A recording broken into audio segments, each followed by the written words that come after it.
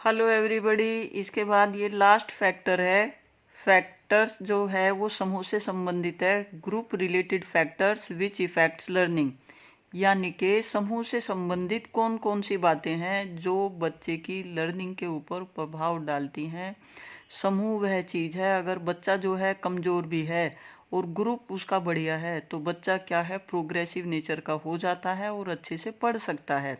तो समूह का क्या है, टीचर को भी और पेरेंट्स को भी ध्यान रखना चाहिए कि बच्चे के जो फ्रेंड सर्किल हो, जिस ग्रुप में वो उठता बैठता हो, वो सभी बच्चे क्या हैं, अच्छे होने चाहिए। वो जितने जो हैं अच्छे होंगे उतना ही क्या है, बच्चे की हर चीज़ पर उसका पॉजिटिव प्रभाव पड़ेगा। क्योंकि किसी ने कहा है कि खरबूजे को देखकर खरबूजा रंग बदलता है। अगर उसके साथ ही अच्छे पढ़ने लिखने वाले हैं तो बच्चा भी क्या है, उनके साथ अपने फ्रेंड सर्किल के साथ रहकर अच्छा पढ़ेगा। इसके कुछ इंपॉर्टेंट पॉइंट्स हैं जो मैंने जो है बनाए हैं आप लोगों के लिए। इसमें पहला पॉइंट है जो समूह से संबंधित है, जो क्लास का भी समूह हो सकता है, बाहर जिस मोहल्ले पड़ोस में रहता है वो उससे भी संबंधित हो सकता है। तो इसमें फर्स्ट जो बात आती है, जो प्रभाव डालती है ग्रुप से संबंधित, डेवलपमेंट ऑफ बिहेवियर एफिशिएंसी, व्यवहार कुशलता का जो विकास होता है वो समूह के द्वारा ही होता है।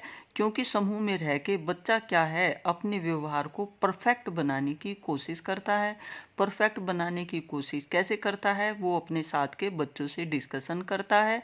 साथ के बच्चे उसको जो है व्यवहार कुशल बनाने में उसकी हेल्प करते हैं। अगर वो कहीं जो है थोड़ा वीक है तो जो उसके साथ के बच्चे हैं वो उसको बताएंगे कि ये आप सही कर रहे हो, ये गलत कर रहे हो।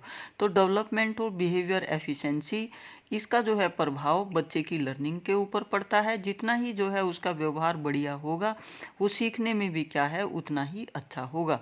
इसके बाद है डेवलपमेंट ऑफ मेंटल पावर, मानसिक शक्तियों का विकास करने में ग्रुप सबसे ज़्यादा सहायक है। अगर ग्रुप के द्वारा मानसिक शक्तियाँ विकसित होती हैं तो इनका प्रभाव क्या है, किसके ऊपर, लर्निंग के ऊपर पड़ेगा। ये सीधी सीधी जो चीज़ें हैं जो ग्रुप से संबंधित हैं वो डायरेक्ट जो हैं बच्चे की लर्निंग को प्रभावित करती हैं। क्योंकि बच्चा ग्रुप में रह के ग्रुप डिस्कशन और वो सारी चीज़ें सीखता है जिससे उसकी मेंटल पावर का विकास होता है। जब मेंटल पावर का विकास होगा तो उसकी लर्निंग भी क्या है, प्रभावित होगी। नेक्स्ट है प्रिपरेशन ऑफ फ्यूचर लाइफ, भावी सामाजिक जीवन की तैयारी, यानी कि फ्यूचर के लिए भी क्या है, तैयार करता है ग्रुप।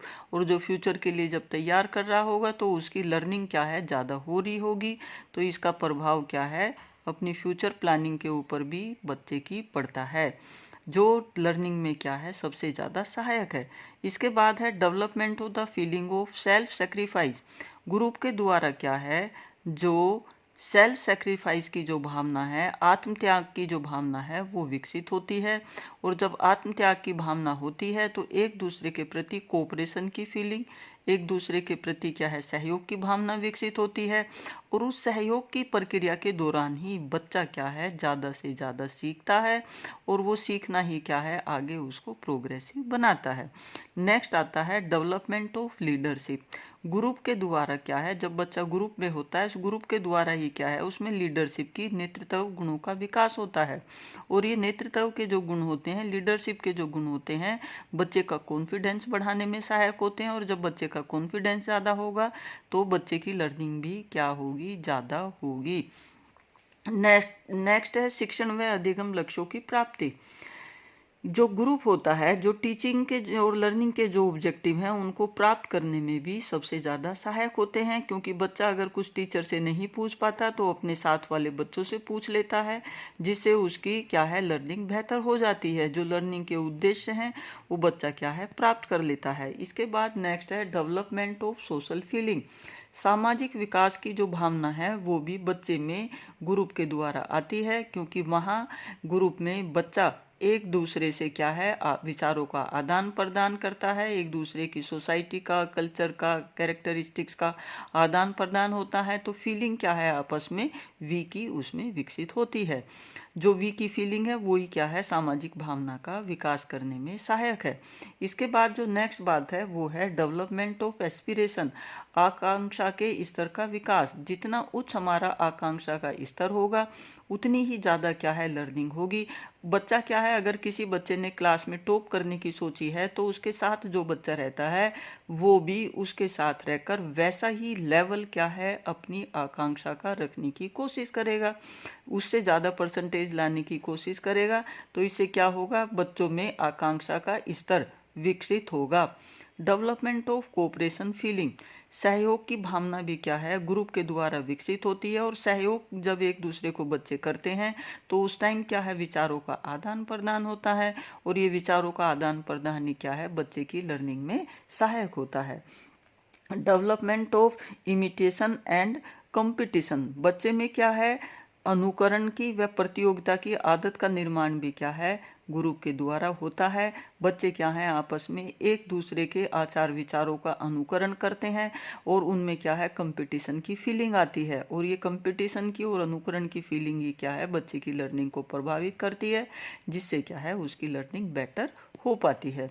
डेवलपमेंट ऑफ मोटिवेशन, यानी कि अभिप्रेरणा का भी क्या है, विकास होता है। किसके द्वारा, ग्रुप के द्वारा। तो जब अभिप्रेरणा क्या है, विकसित होगी, मोटिवेट होंगे, जब मोटिवेट होंगे तो उनकी लर्निंग ज़्यादा होगी। इसका मतलब क्या हुआ कि ग्रुप लर्निंग में सबसे ज़्यादा क्या है, सहायक होता है।